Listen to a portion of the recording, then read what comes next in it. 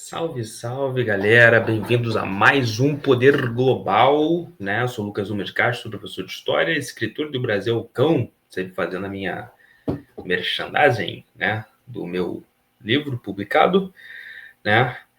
E vamos hoje a mais uma análise semanal. Quando chega no final de semana, aquele momento de reflexão, de descanso para todos, né? E a gente pode fazer um videozinho, né, para a gente refletir sobre alguns temas importantes, sempre relacionados um pouco à geopolítica, mas à política como um todo, a história, filosofia, enfim, mas geralmente a geopolítica, é claro, porque o canal é de geopolítica. Antes de eu começar, vamos lá, vou pedir para você deixar o seu like, ativar o sininho, né, curtir esse canal, sabe, deixe seu comentário, compartilhe com todos e vamos lá.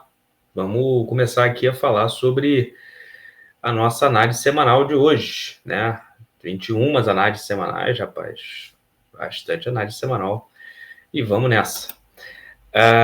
Bom, existe uma teoria na geopolítica que parece ser bem plausível e acho interessante, que conta que o mundo está se preparando para se dividir em três blocos.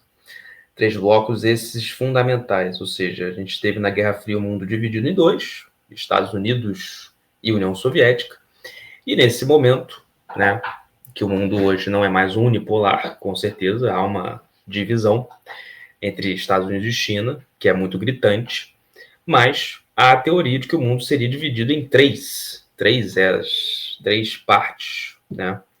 E essas três partes dominariam três continentes principais. Quais seriam? Bom, China ficaria com a África, né?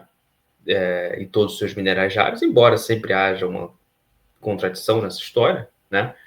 Mas não necessariamente vai ficar com tudo da África, mas principalmente a África, dominaria a África e uma parte da Oceania, né? Que não envolveria Taiwan, mas com certeza é o de interesse da China ter Taiwan. Já explicamos isso em outros vídeos, mas vale aqui você olhar o canal para verem.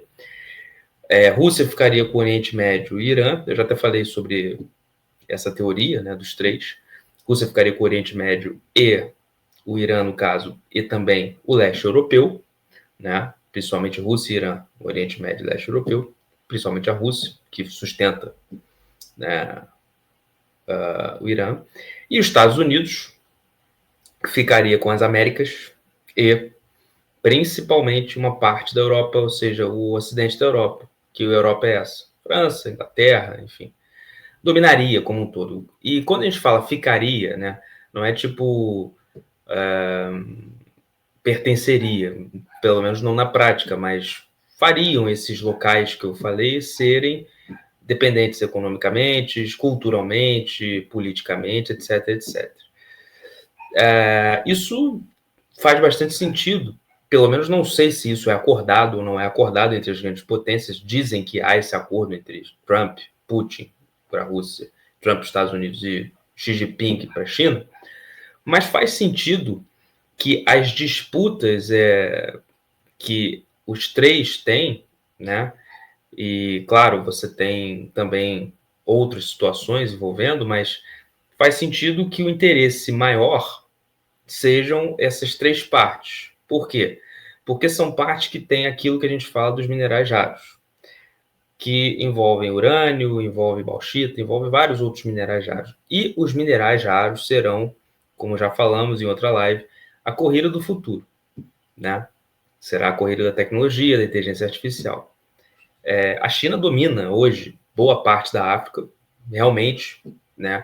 Embora os Estados Unidos esteja lá apontando o dedo, principalmente para a região da Nigéria, enfim, falando que há perseguições contra cristãos, mas a China domina essa parte. Domina, que eu digo, economicamente, culturalmente, etc. Tenta dominar o Pacífico, né?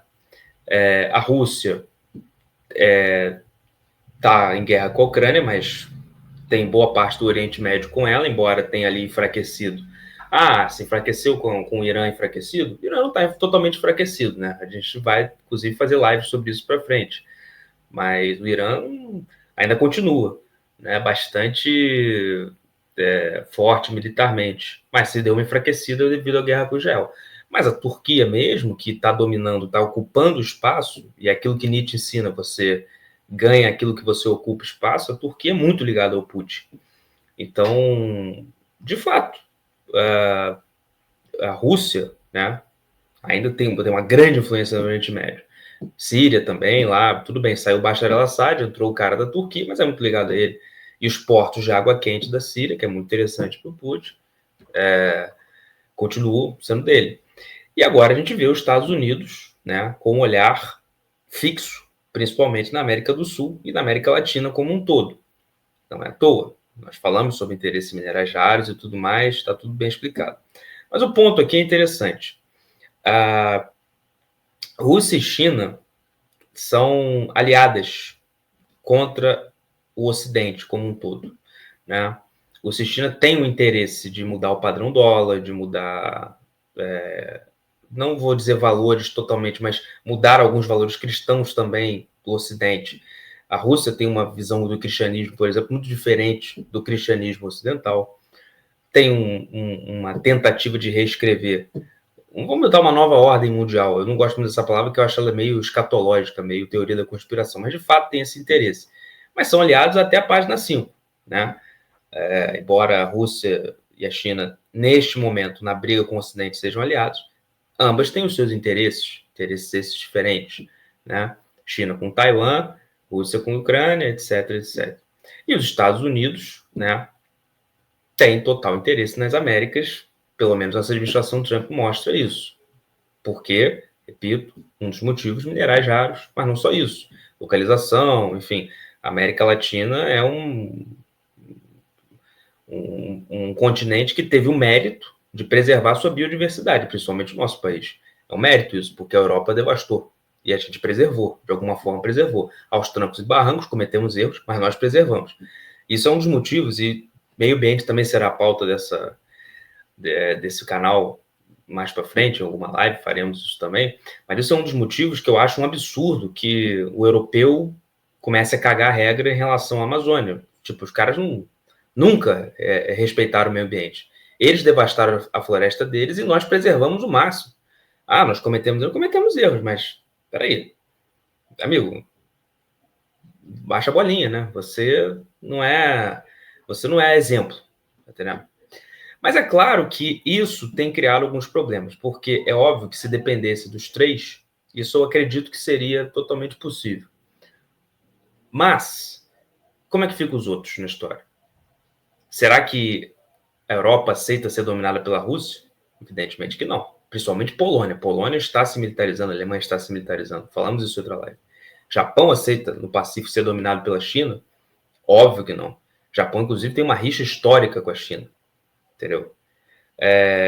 As Américas, com os Estados Unidos, alguns países têm lá resistência, México ali, enfim, mas não, eu acredito que isso, assim, como a Venezuela se desenhou, e a gente falou isso na live passada, muito boa, por sinal, em Honduras, Nicarágua, enfim, mas como a Venezuela está se desenhando, a Venezuela tem agentes, né, principalmente ligados à Rússia e à China nas Américas. As Américas aceitaram muito a presença chinesa durante os últimos 20 anos. O que o Trump está fazendo nesse momento é tirar a influência chinesa. A gente falou isso na live. Mas principalmente a Europa e a parte do Pacífico não aceitam essa possível nova ordem, restabelecimento. E isso tem gerado muitas tensões. O Japão, por exemplo, está se militarizando de novo. Já era militarizado, mas até avançando em programas muito tecnológicos em termos de inteligência artificial, novas armas, etc. Europa, idem, cada vez se armando mais. Então, por mais que exista essa teoria, e isso até não duvido que possa ser acordado entre os três, não é uma coisa que vá acontecer como se quer. Porque, eu repito, apesar de ter essa teoria e o mundo está caminhando para isso, sim, tem pessoas que não aceitam. Há países e países fortes que não aceitam. Um deles eu dei aqui, Polônia e principalmente a Alemanha, que vai fazer o maior exército da Europa em questão de tempo. Como será o futuro? caminharemos para uma terceira guerra mundial? Talvez isso seja papo para uma análise semanal. Mas o que eu quero deixar claro é que todas essas tensões, todas essas teorias que nós vamos criando, e aí da necessidade do canal e tudo mais, tudo isso, as pessoas sempre falam assim para mim, pô, mas que tempos estranhos que estamos vivendo, guerra aqui, conspiração, mentira. Eu digo o que eu sempre falei. Na verdade, isso não é nada diferente do que o mundo sempre provou. O mundo já teve na mão do Império Romano, já teve na mão dos franceses, teve na mão dos ingleses, colonização. Gente, o mundo, o normal dele é a guerra, não é a paz. O que nós vivemos, e aí eu falo da minha geração, dos últimos 20 anos para cá, é que é anormal. Que é uma geração pacífica, uma geração em que o mundo viveu tranquilidade, calmaria. Teve crise econômica, alguns conflitos bem localizados, como foi Israel, sempre teve com Gaza, mas sempre foi calmaria. Sempre foi calmaria. Não tinha essa... aliás, sempre não. Mas foi uma calmaria muito grande em 20 anos. Agora é que o mundo, para mim, está voltando ao normal. Com uma nova geração, a geração Z, que está vindo aí arrebentando a boca do balão. A gente está vendo muitos... arrebentando a boca do balão não, mas vamos botar, tá sendo bem incisivo. Eu tenho uma análise sobre a geração Z, explicando o que é isso. A gente está vendo guerras, a gente está vendo conflitos, a gente está aqui, uma guerra na América do Sul batendo a nossa porta entre Estados Unidos e Venezuela. Nós estamos vendo muitas coisas que faz parte do mundo. Mesmo que haja essa teoria de dividir em três, e essas tensões, enfim, tudo isso faz parte do mundo, faz parte da história da humanidade. Ela sempre caminhou desse jeito. Isso não é anormal. Beleza? Isso aí, galera. Vou ficando por aqui. Fica essa reflexão para vocês. Peço mais uma vez para vocês curtirem esse canal, deixar o seu like, ativar o sininho. E bom fim de semana, bom descanso para todos. Vou ficando por aqui e até a próxima. Tchau, tchau.